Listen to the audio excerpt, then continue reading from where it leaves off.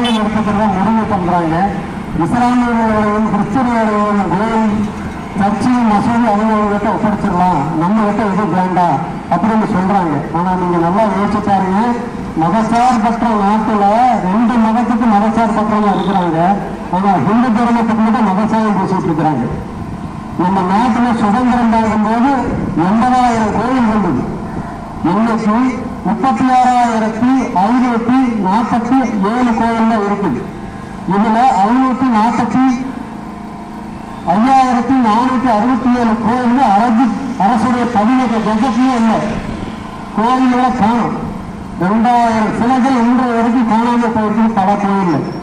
இன்னைக்கு வரைக்கும் அறநிலையத்துறை வந்து பார்த்தீங்கன்னா முழுக்க எதுல கவனம் செலுத்தி வருவதுன்னு உண்டியல் நிர்மாணத்துல சில காணாம போச்சு தெரியல.